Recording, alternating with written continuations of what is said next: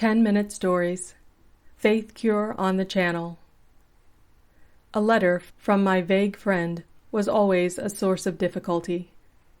It allowed of so many interpretations, contradictory often, but this one was comparatively plain sailing. You said you were going abroad about this time. So am I. Let's go as far as Paris together. Send me a line to the above address at once. Thursday or Friday would suit me. Yours, XYZ. P.S. I enclose P.O. for that 10 shillings I owe you. I received this letter on a Wednesday morning. It was written from the club, but the club address was carefully scored out, and no other given. The P.O. was not included. In spite of these obstacles, however, we somehow met and arranged to start on Saturday. And the night before we dined together in that excellent little Soho restaurant. There's nothing, my friend always said, between its cooking and the Ritz except prices, and discussed our prospects, he going to finish a book at a Barbizon inn, I to inspect certain machinery in various continental dairies. His heart, it was plain, however, was neither in the cooking nor the book, nor in my wonderful machinery. Like a boy with a secret, he was mysterious about something hitherto unshared. Happy, too, for he kept smiling at nothing. The fact is, he observed, at last over coffee, I'm really simply a vile sailor. I remember, I said, for we had once been companions on the same yacht. And you, he added, holding the black eyebrows steady, you are another. When dealing with simple truths, he was often brutally frank. What's the good of talking about it? This, he replied, paying the bill and giving me the amount of the P.O. I'll show you. He conducted me into a little box of a place, bearing the legend outside, Foreign Chemist, and proceeded first to buy the most curious assortment of strange medicines I ever heard of. Weird indeed must have been his ailments. I had no time for reflection, however, on the point, for suddenly, turning to me by way of introduction and allowing the eyebrow next the chemist to dance and bristle so as to attract his attention, he mumbled, "This is my sick friend. We're off tomorrow. If you've got the stuff ready, we might take it now." And before I had time to ask or argue, he had pocketed a little package and we were in the street again. Never had I known him so brisk and practical. It's a new seasick cure, he explained darkly as we went home. Something quite new, just invented in fact, and that chap's asking a few of his special customers to try it and give their honest opinions. So I told him we were pretty bad off, vile in fact, and I've got this for nothing. He only wants vile sailors, you see, otherwise there's no test. Know what's in it? He shook his head so violently that I was afraid for the eyebrows. But I believe in it. It's simply wonderful stuff. No bromide, he assured me, and no harmful drugs. Just a seasick cure, that's all. I'll take it if you will, I laughed. I could take poison with impunity before going on the Channel. He gave me 1 bottle. Take a dose tonight, he explained, another after breakfast in the morning, and another in the train, and another the moment you go on board. I gave my promise, and we separated on his doorstep. It was a lot to promise, but as I have explained, I could drink tar or prussic acid before going on a steamer, and neither would have the time to work injury. I marveled greatly, however, at my vague friend's fit of abnormal lucidity, and in the night I dreamed of him surrounded by all the medicine bottles he had bought to take abroad with him, swallowing their contents one by one, and smiling while he did so, with eyebrows grown to the size of hedges. I took my doses faithfully, with the immediate result that in the train I became aware of symptoms that usually had the decency to wait for the steamer. My friend took his too. He was in excellent spirits, eyes bright, full of confidence. The bottles were wrapped in neat white paper, only the necks visible, and we drank our allotted quantity from the mouths without glasses. Not much taste, I remarked. Wonderful stuff, he replied.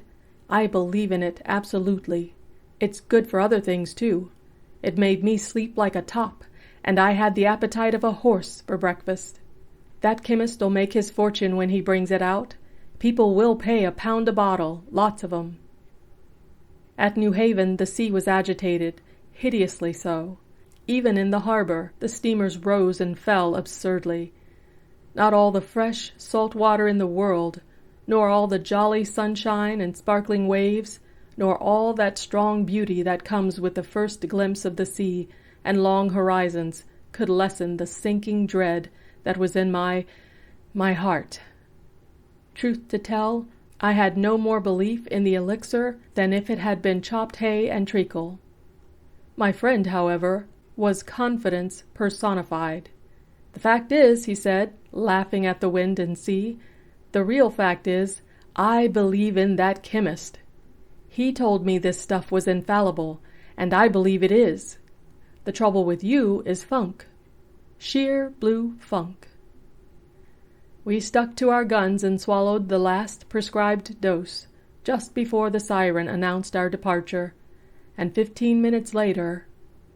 It was a degrading 3 hours, and the sting of it was that my friend, with a hideous cap tied down about his ears, a smile that was in the worst possible taste, and a jaunty confidence that was even more insulting than he intended it to be, walked up and down that loathsome sliding switchback deck the entire way.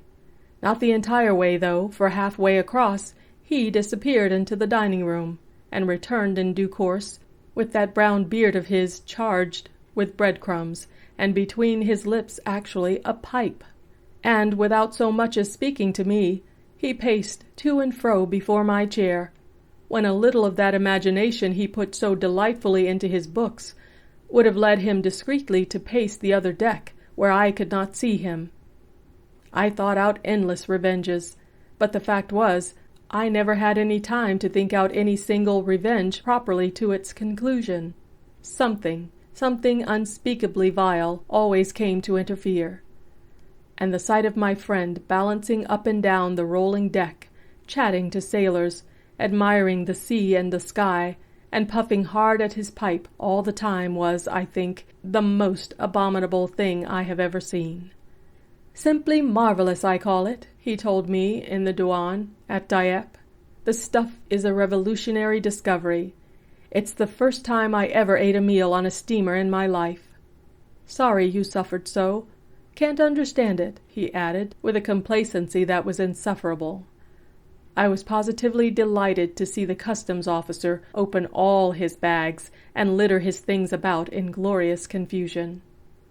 In Paris that night, our little hotel was rather full, and we had to share a big 2-bedded room.